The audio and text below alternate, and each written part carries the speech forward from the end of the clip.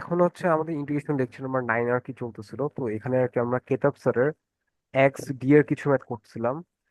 আমরা প্রায় শেষের দিয়ে আর কি চলে এসেছিলাম। তো এখানে হচ্ছে আমরা 13 এর এ করেছি।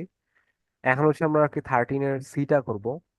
তো 13 এর সি নাম্বারটার ইনিশিয়াল যে প্রসেসটা, এটা আর কি ছোট্ট একটা আর কি টেকনিক অ্যাপ্লাই করা লাগে, দেন বাকি এটা আর কি অনেক সহজ। তো এটা আর কি একটু মাথায় রাখবো আর কি, কারণ হচ্ছে ইন্টিগ্রেশনের আর ম্যাথ গুলোতে আর কি এই প্রসেসটা অনেক সময় ইউজফুল আর কি, যে ভেঙে আর কি জিনিসটাকে আলাদা করা যেটা।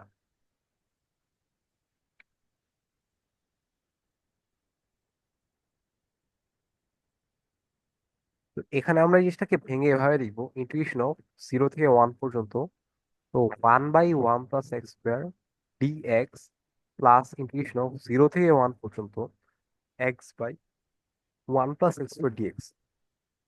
এই স্টেপটা যদি তুমি অ্যাপ্লাই করো, বাকিটা অনেক সহজ। এখানে কি এটা আমার টেন ইনভার্স এক্স এর ফর্মুলা মেনটেন করতেছে না?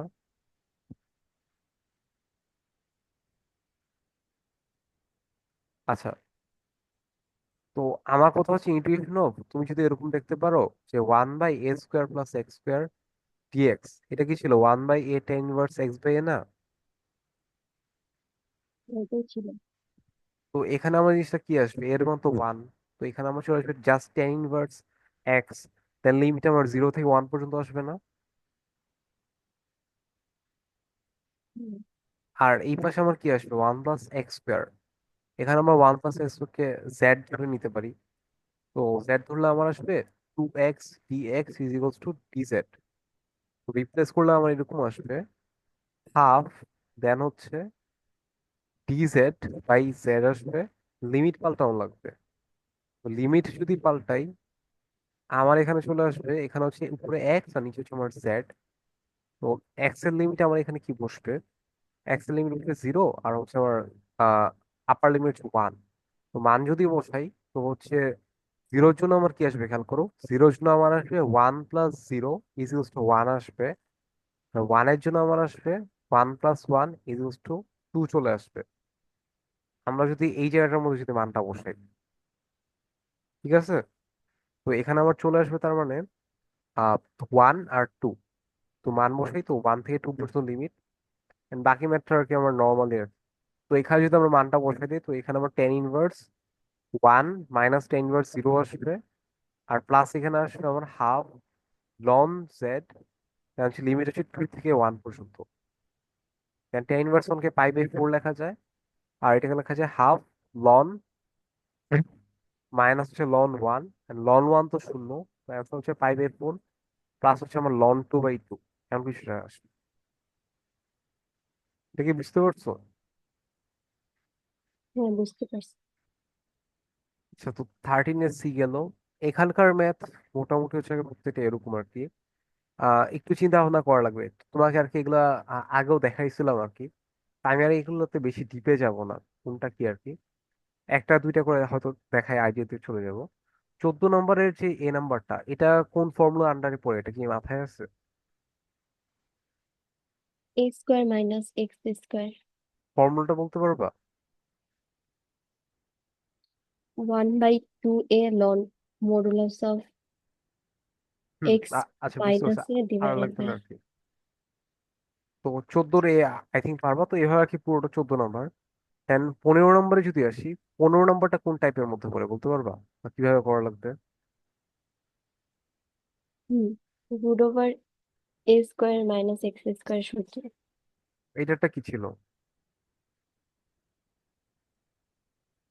এটারটা ভুলে গেছে সূত্রটা। এটাতে এরকম ছিল, এটা এটা ছিল এটা, যে sine sine inverse inverse x x পে বাই না, এ। এ প্লাস সি, হুম, এটাটা হচ্ছে ফর্মুলাতে মোটামুটি এ নাম্বার বলো, বি নাম্বার বলো, সি সবগুলো করতে পারবা। আর ডি নাম্বারে এখানে একটু একটু সাজানো লাগবে, এটাকে হচ্ছে হোল স্কোয়ার যে সূত্র, ওটাতে সাজায় নেওয়া লাগবে, কেন আর কি তুমি করতে পারবা। তো এটা ছিল তোমার 15 নম্বরটা। আর বেশি একটা নাই। 16 নম্বরে যে ম্যাথ, এখানে কিছু ম্যাথ তুমি চাইলে স্কিপ করতে পারো যদি বেশি হার্ড লাগে, বাট মোটামুটি অনেক ম্যাথই দেখানো হয়েছে এখানকার। 16 এ নাম্বারটা তো বুঝতে মনে পারছো, ডিএড হচ্ছে আমার ওই সবচেয়ে বড় যে সূত্রটা, ওইটা দিয়ে করা লাগবে, ঠিক না? হুম, তো x/2, দেন হচ্ছে কোশ্চেন যা যা আসে আর কি ওইটাই। আর হচ্ছে তোমার এদিকে যদি আসি, তোমার হচ্ছে এভাবে হচ্ছে তুমি 16 নাম্বার করতে পারবা। 17তে হচ্ছে বি নাম্বারটা দেখো, বি নাম্বারটা বেশি ইম্পর্টেন্ট। এ চাইলে তুমি স্কিপ করতে পারো 17তে আর কি। আর 18 হচ্ছে এ নাম্বারটা কিভাবে করবো বলতে পারো? 18 করলেই জাস্ট চলবে, আর লাগবে না। 18 নাম্বারটা কিভাবে করবা?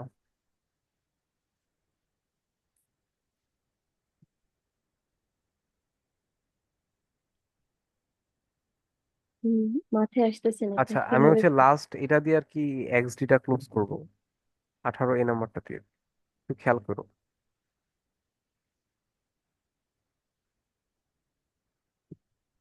এখানে করবো কি, আমার নিচে যেটা আছে না, আমি এটা উপরে আনতে ট্রাই করবো। নিচে যেহেতু আসে 1+x, তো উপরে যদি আমি 1+x আনতে চাই, সর্বপ্রথম হচ্ছে একটা মাইনাস কমন নেওয়া লাগবে। তাহলে আমার আসবে x-1 ডিএক্স বাই হচ্ছে 1+x। এখন খেয়াল করো, আমার এক্স এর চিহ্নটা কি ম্যাচ করছে। তারপর হচ্ছে আমি এখানে করব কি, যেহেতু 1+x লাগবে, আমার তো এখানে হচ্ছে এক্সট্রা করে তো আমাকে +2 আনতে হবে। +2 যদি আনি, তখনই তো তার আর কি তোমার ব্যালেন্স হয়ে কি হবে, 1 হয়ে যাবে না? হুম, বাট আমি যেহেতু +2 আনছি, and ওই টুটা আবার মাইনাসের সাথে গুণ হয় -2 মানে বানাই ফেলতেছে। তার মানে এই পুরোটাকে ব্যালেন্স করার জন্য বাইরে একটা +2 আনতে হবে। জিনিসটা এটা দাঁড়ায় না? হ্যাঁ, তো এখন আমি কি লিখতে পারি? আমি এখন লিখতে পারি এভাবে, ইন্টিগ্রেশন অফ, যদি উপরেটাকে লিখতে পারি 2 minus 1+x by 1+x dx, এটা আসে। এখন এটাকে লেখা যায় -1/1 2/1+x ডিএক্স, এন্ড এখানে লেখা যায় -1 থেকে 1 জাস্ট ডিএক্স, এটা আসে না? এভাবে হ্যাঁ যদি এটা ভেঙে আসে। থাকি। হ্যাঁ, এখন আর কি আমার বাকিটা নর্মাল ইন্টিগ্রেশন। এখানে আসে আমার 2 ln 1+x, অ্যান্ড লিমিট হচ্ছে আমার 1 থেকে -1, আর এখানে আমার আসে জাস্ট -x থাকবে।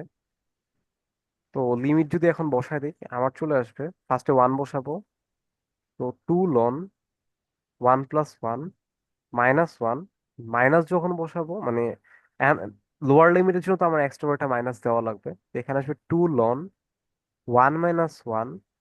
আর আমি হচ্ছে এমনি লোয়ার লিমিটের জন্য এখানে একটু খেয়াল করো, ব্র্যাকেট মেনটেন করা উচিত আর কি। লোয়ার লিমিটের জন্য অলরেডি ও প্লাস হয়ে যাবে, বাট এখানে যেহেতু মাইনাস আছে, সো ফাইনাল আবার ও মাইনাসই হবে। তো এই হচ্ছে ফাইনালি -1। তো এখন ক্যালকুলেশন করলে আমরা লিখতে পারি 2 ln 2 -2, এটা হচ্ছে অ্যান্সার। হ্যাঁ, বুঝতে পারছি। আচ্ছা, এটা ছিল তোমার হচ্ছে এক্স ডি আর কি। আশা করি পারবা এই পুরাটা। এখানে হচ্ছে তোমাকে একটু ঠান্ডা মাথায় এই পুরোটা চ্যাপ্টার যদি তুমি প্র্যাকটিস করো, তোমার ইন্টিগ্রেশনের সবই আর কি প্র্যাকটিস হয়ে যাবে, কারণ এটা আর কি ওইভাবে সাজানো আছে। এক্স ডি হচ্ছে একবারে শুরু থেকে 3টা চ্যাপ্টারের সামেশন। আমি হচ্ছে আরেকটা লিঙ্ক দিচ্ছি, ওইটা হচ্ছে আমি মেনলি পরে যে চ্যাপ্টারটা ওইটা আমি স্টার্ট করবো, এক্স ই যেটা।